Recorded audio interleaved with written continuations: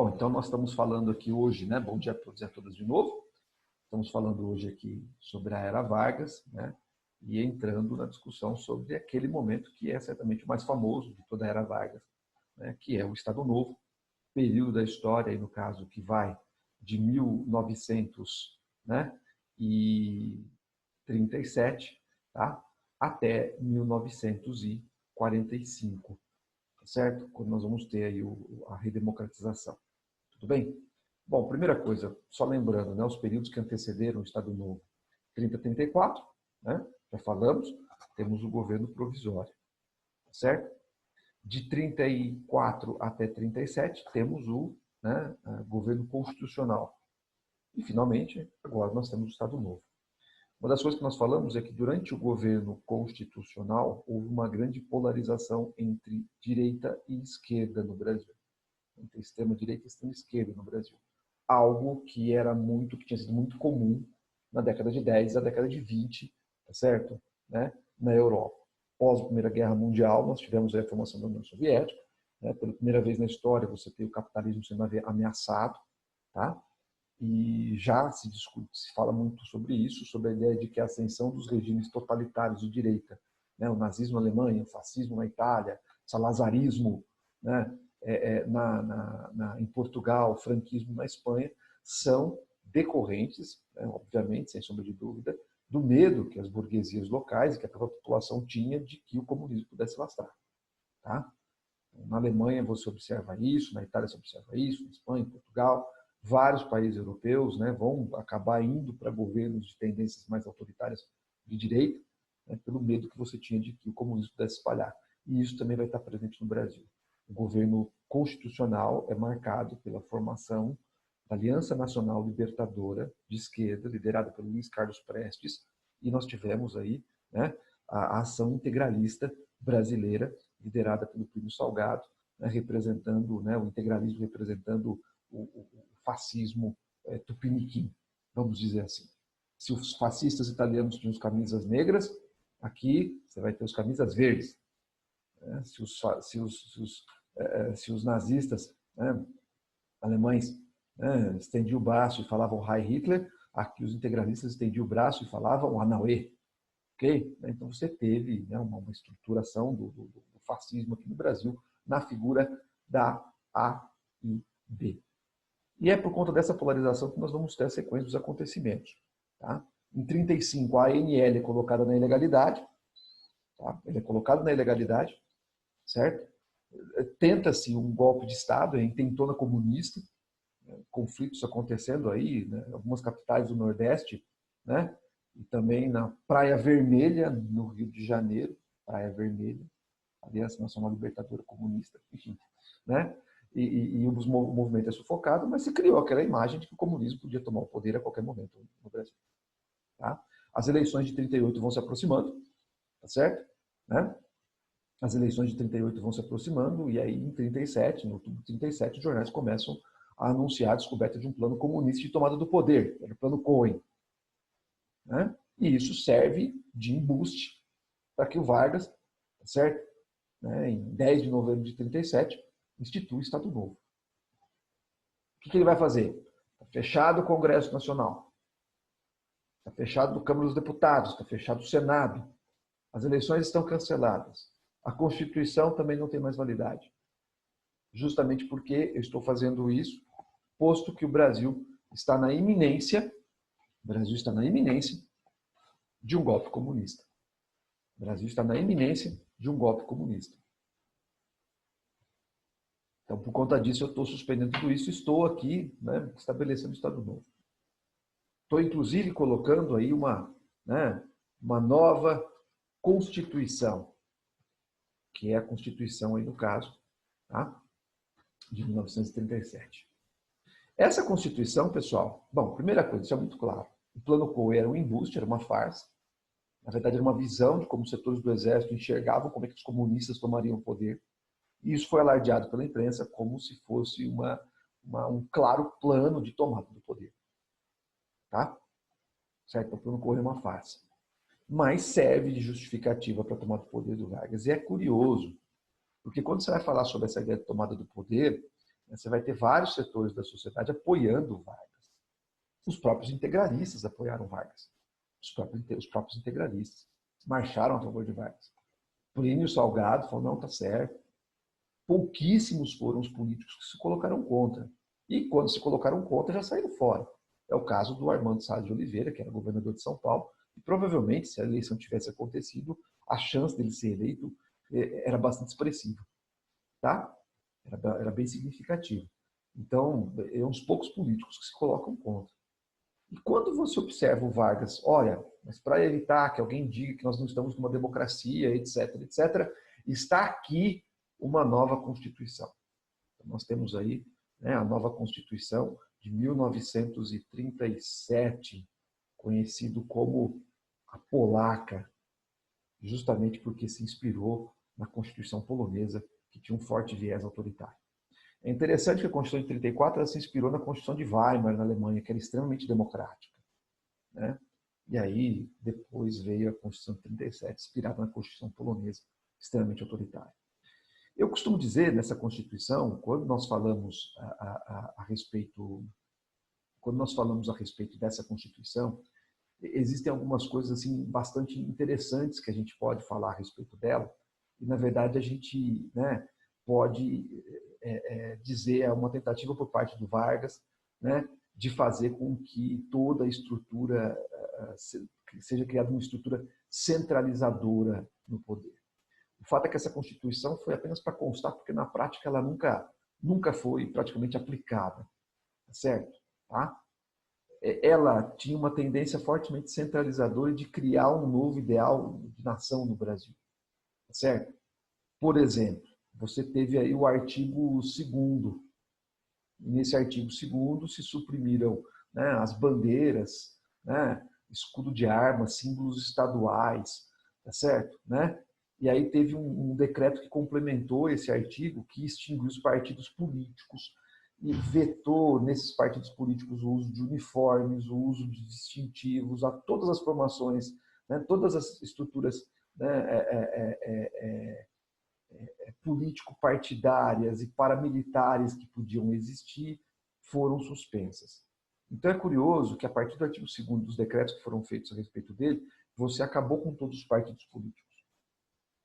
Não há mais diversidade de pensamento. E dentro dessa tacada de acabar com os partidos políticos, você, né, acabou, atenção, com todas as organizações político-militares.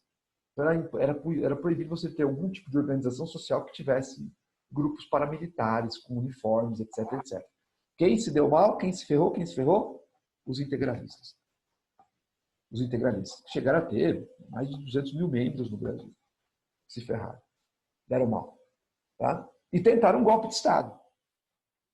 Tentaram um golpe de Estado. É o punch integralista. Não teve o punch de Munique? Não, em que os nazistas na Alemanha tentaram dar um golpe? Pois é, aqui houve o punch integralista. Tá? Ou intentona integralista, como já ouvi falar em alguns momentos. Eles invadiram o Palácio do Catete e iam matar o Vargas. Iam matar o Vargas. O Vargas escutou aquele barulho tal, pegou as armas que ele tinha no quarto dele, vestiu o roupão dele, saiu do meio do corredor, derrubou uma mesa assim, ele e a filha dele, Alzira Vargas, e ficou esperando, com a arma na mão. Eles chegaram e Vargas abriu fogo. Cara. Faroeste caboclo. Faroeste caboclo. Tá? E a partir daí, a Constituição foi integrada à pena de morte, certo? Para atitudes como essas feitas pelos integralistas. Agora, de qualquer forma, pessoal, quando eu vou falar sobre a Constituição de 37, conhecida como Polaca, tem uma coisa que é central nela para você entender o significado. E ela pode ser resumida no seu artigo 9º, tá? No seu artigo 9º, que estabelecia, tá certo, a possibilidade, né, do presidente alterar a Constituição.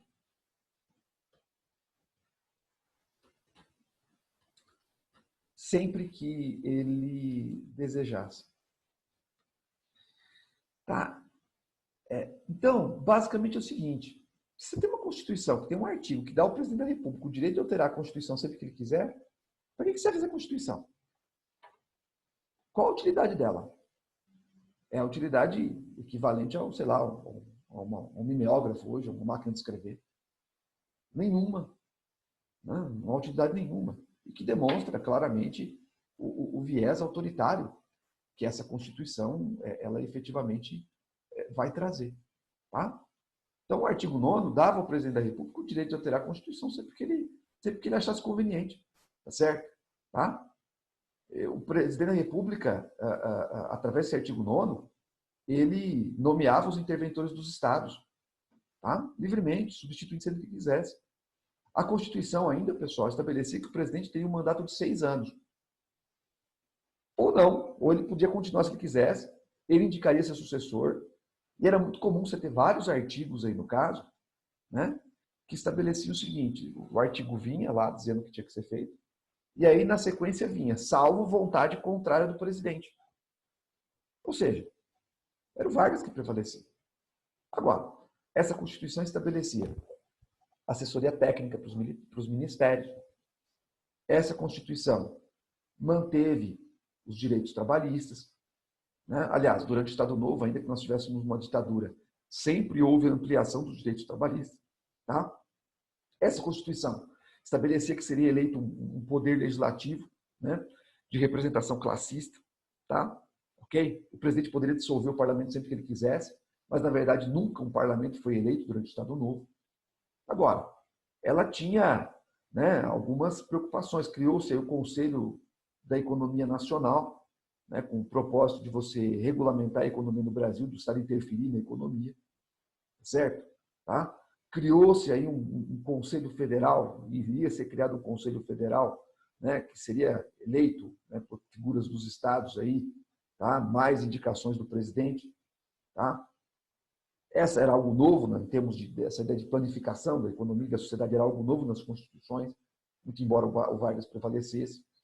Tá? Conselho de Economia Nacional, como eu já falei para vocês, assessoria técnica para os ministérios, tá? E aí uma tentativa de organização, né, da sociedade brasileira dentro de um formato corporativo, tal como o fascismo, tá certo? Italiano. Tá? Criou-se aí, ampliou-se aí os institutos de pesquisa, de desenvolvimento tecnológico. Tá? Havia, portanto, uma tentativa de racionalizar o Estado brasileiro. Certo? Tá? E essa Constituição, ela basicamente dizia que tudo isso só seria válido, só aconteceria, tá certo? Caso houvesse aprovação mediante um plebiscito. Pergunta se aconteceu, pergunta se rolou esse plebiscito. Tá? Claro que não.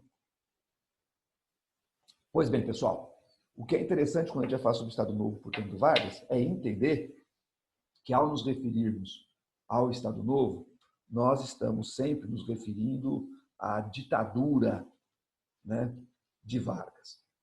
Não posso esquecer isso.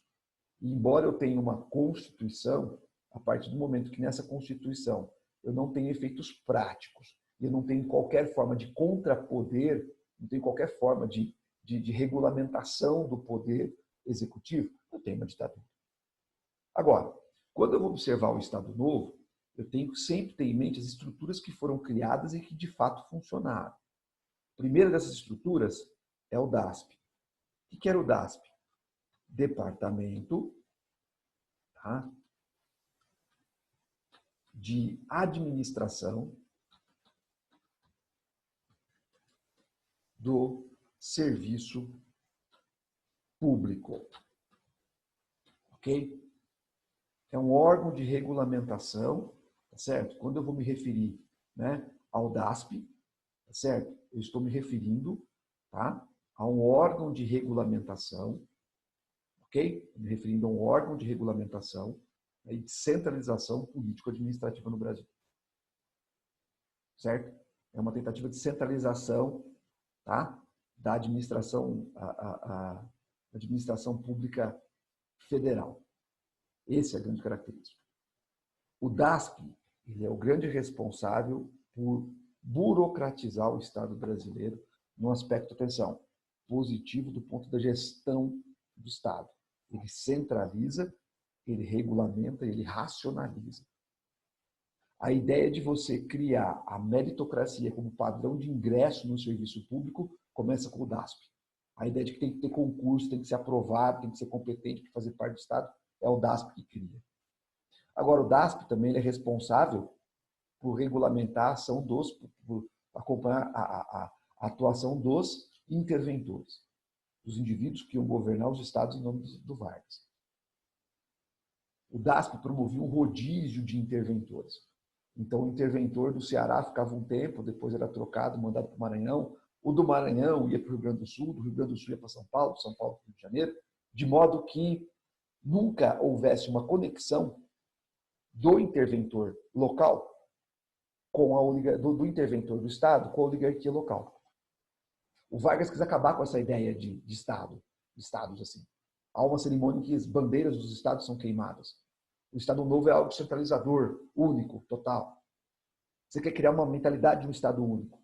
Aliás, uma curiosidade, né? Que já discutiu em sociologia algumas vezes, o mito da criação da igualdade racial no Brasil, da democracia racial no Brasil, começa a se formar durante a era Vargas. Né? A ideia de uma ideologia do trabalho, né? De uma ideologia de um Brasil, certo? De uma nação, é isso. E quem se articula nesse processo de centralização administrativa é o DASP. Notem, o DASP controlava a atuação dos interventores, mas esses interventores nunca contrariavam os interesses das elites locais. Tá? Nunca. Durante o Estado Novo, você vai ter uma continuidade de legislação trabalhista, de leis trabalhistas? Vai. Isso é um aspecto extremamente paradoxal. Você tem um contexto de restrição de direitos civis e políticos, mas de ampliação de direitos sociais. As leis trabalhistas continuam acontecendo. O Ministério do Trabalho, Indústria e Comércio continua agindo. Tá? Portanto, né, o DASP está por trás desse processo. Certo? Falar, portanto, sobre o DASP, sobre o Departamento, né, de Administração do Serviço Público, é falar sobre um aparato administrativo, burocrático, que supervisionava o que os interventores estavam fazendo nos estados, tá certo? Tá? Muitos vão falar, foi uma criação de um cabide imenso de empregos, tá certo? Tá? Que permitiu a centralização administrativa. É verdade, mas dentro de um processo de racionalização. Ok? O outro órgão criado pelo Vargas, aí, tão importante quanto o DASP, porque é ele que vai criar a imagem do Vargas, é o DIP. Tá? O que é o DIP? É o Departamento, né, de Imprensa e Propaganda. Tá? Que tinha por objetivo, né, esse departamento criar uma imagem positiva de Vargas, através, né, da imprensa escrita e através do controle da imprensa falada, das transmissões radiofônicas. A criação da Hora do Brasil, que todo dia, 7 da noite, ainda hoje está nos rádios do Brasil, anunciando as ações do governo, é uma criação do DIP. O DIP não é apenas um órgão de propaganda, ele é um órgão de censura prévia, tá certo? De censura prévia. É ele que vai criar essa imagem popular do Vargas, tá certo? Como pai dos pobres. É ele que vai vender para as massas urbanas a ideia de que Vargas é um cara extremamente preocupado, tá certo? Né? Com o que acontece com o povo. Vargas está preocupado com o trabalhador em si. Lembrem-se, Vargas não vai criar qualquer direito para o trabalhador do campo, apenas para o trabalhador da cidade. E essa censura prévia que Vargas vai criar, ela chegou a tomar o controle, por exemplo, do jornal Estado de São Paulo. Né? Criou-se vários jornais do próprio Estado. Tá? A transmissão radiofônica aí, A Hora do Brasil, tá certo? Existia para louvar as ações do governo. Tá? Ok? Então, o DIP era um órgão de censura, de criação de uma imagem positiva em relação à figura do Vargas. E a partir daí, ninguém sabe o que acontece no governo Vargas de errado. Até porque existe uma terceira estrutura aí no caso. E nós nos referimos, tá certo? A uma a polícia secreta, chefiada, tá certo? né, por um cara chamado Filinto Miller, olha o nome, né? Tá? Filinto Miller, e que tinha por objetivo, tá certo, né, a perseguir aqueles que se opusessem, ousassem se opor ao governo Vargas. Se um dia vocês encontrarem em qualquer vestibular, né, um fragmento do livro do Graciliano Ramos, Memórias do Cárcere, saibam que aquilo está se tratando da ditadura varguista. Que para muitos, né, autores, pensadores, uma vez, por exemplo, eu vi uma entrevista da Raquel de Queiroz, né, dizendo que a ditadura varguista tinha sido muito pior do que a ditadura militar. E o argumento que ela usa para isso se associava ao fato de que você não tinha qualquer mecanismo de escape às ações do DIP, né, do DASP e da Polícia Secreta. O que se soube sobre a era Vargas só vai ser descoberto depois, muito em função do contexto da própria Segunda Guerra Mundial. Tá? Agora, pessoal, o que é interessante a gente observar, né? Então, nós estamos falando sobre essas três instâncias, né? DASP, DIP e Polícia Secreta, né? Que articulam, né, essa estrutura de centralização do poder do Vargas e que caracterizam, portanto, a própria ditadura em Vargas em si. Agora, eu também tenho que ter muito em mente, tá, outros aspectos durante a ditadura do Vargas, certo? Tá? Que é o que diz respeito às ações, né, do Ministério do Trabalho, Indústria e Comércio e como efetivamente você tem o controle da classe trabalhadora no Brasil nesse momento. Tá? É muito paradoxal, tá certo, que dentro de um contexto de profunda centralização político-administrativo, tá certo, de controle, né, da sociedade através da imprensa, etc., etc., etc., você tem aí, no caso, né, a continuidade de direitos sociais, certo? Você tem aí a continuidade de direitos, você tem a continuidade de direitos sociais, tá? Então, quando você vai falar, né, sobre as ações, tá, do Ministério do Trabalho, tá certo? Você está objetivando o quê? Né? A criação de leis, né, trabalhistas.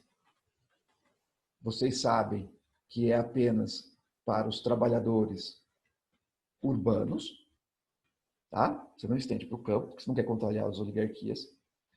Você sabe que para você ter direito, tá certo, a qualquer lei trabalhista, você tem que ser vinculado a um sindicato, e esse sindicato tem que ser controlado pelo Estado. Tá certo? Tá? Então, você tem a criação de leis trabalhistas, você tem aí o controle dos sindicatos, e esses sindicatos, eles necessariamente, tá? Eles têm de ser oficiais, ok? Tá? E você, dessa forma, evita o conflito patrões-empregados. Você claramente, tá certo? Cria uma visão, tá, paternalista, em que o trabalhador não precisa se mobilizar porque o Estado cuida e Vargas é o pai dos pobres, tá? Ok? E você continua com esse processo. Você vai continuar efetivamente com esse processo. Então, é bastante interessante que você tenha alguns momentos aí específicos, tá? Em 1941, o ministro do Trabalho, o Valdemar Falcão, tá? Ele vai fazer uma grande modificação aí na legislação trabalhista, tá certo? Ele continua ampliando esse processo. Em 37, tá? A Constituição de 37, você tinha aí, no caso, né, a ideia do corporativismo ali presente, sindicatos, trabalhadores e patrões, subordinados à tutela do Estado, tá? Como forma de evitar conflitos. Tá? Agora, o que é interessante é que com o Estado Novo, você deixa isso em termos muito claros. É o Estado que vai gerenciar isso. Então, por exemplo, estão proibidas as greves, estão proibidas as associações de trabalhadores não filiados ao sistema oficial. Tá certo? Você vai ter o reconhecimento de apenas um sindicato para cada profissão. Tá certo? Tá? E esse sindicato pode ter atuação distrital, municipal, estadual, né? Ok?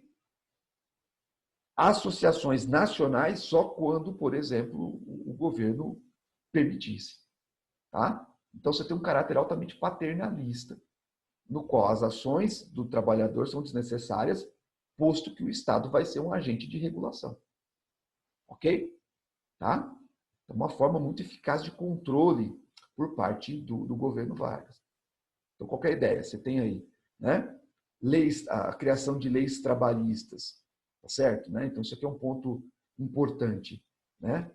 Elas continuam ocorrendo, certo? Né? Vamos corrigir aqui apenas para trabalhadores urbanos, ok? O auge desse processo vai ser em 1943, quando você vai ter a CLT sendo criada, a consolidação das leis do trabalho, controle dos sindicatos oficiais, no caráter aí fortemente paternalista. Tá? Tá se formando o que se define aí como, né, sindicalismo pelego. E esse tipo de controle sobre os trabalhadores também durante, né, é interessante você pensar que durante a era Vargas como um todo, ele tentou fazer isso com os estudantes, por exemplo, a criação da UNE, em outro momento. Tá? Mas esse ponto aqui, no caso, é o ponto mais importante que a gente tem que analisar nesse momento. Tá? E sem contar esse culto à personalidade do Vargas. Agora, o que vai ser extremamente importante para a gente contextualizar nesse momento é entender o seguinte. Tá? O Estado Novo ele vai ser muito caracterizado por observarmos, neste momento, o desenvolvimento da indústria de base no Brasil. Tá? É no Estado Novo que a gente vai assistir à ocorrência desse evento, tá? Que vai ser aí, né, fundamental para os rumos do próprio acontecimento do governo Vargas como um todo. Por fim, pessoal, e o Exército nesse momento, durante o Estado Novo? Tá? Vargas conseguiu tirar alguns elementos que lhe eram opostos dentro do Exército. Certo? Agora, eu tenho que ter em mente que Vargas nunca teve um pleno controle das Forças Armadas. Mas isso a gente vai entender numa próxima discussão, quando a gente for falar sobre o Estado Novo, não nas suas estruturas políticas, repressivas, nem de controle dos sindicatos, trabalhadores e das massas urbanas. Nós vamos entender isso nas relações econômicas que o Brasil vai desenvolver internacionalmente. Só uma curiosidade, posso atestar para vocês que no final dos anos 30, tá, o país com que o Brasil tinha mais relações econômicas era a Alemanha. Isso mesmo, a Alemanha nazista. Tá? O principal parceiro de negócios do Brasil era a Alemanha. E aí nós estamos nos aproximando da Segunda Guerra. Tá? Então, essa foi a primeira parte do Estado Novo de Vargas. Tá? Mais adiante, nós vamos ter a segunda parte, né, do Estado Novo de Vargas, quando o Brasil vai se envolver no contexto da Segunda Guerra Mundial, objetivando justamente esse processo, o desenvolvimento da indústria de base. E é nesse ponto que eu posso dizer que Vargas também vai ter um ar de estadista. Ele sacrifica seu governo de caráter pessoal, ele vai criar uma grande contradição dentro do seu governo, que vai, inclusive, impactar na sua própria saída, né? Mas vai garantir, através disso, o desenvolvimento da indústria de base no Brasil. Mas isso é um assunto que a gente vê num outro é um assunto, tá certo? Que a gente vê num outro momento. Tá? É um assunto que a gente vai ver num outro momento. Ok? Muito bem. É isso que eu queria passar por vocês por enquanto. Já já tem a parte 2, né, do Estado Novo do Vargas.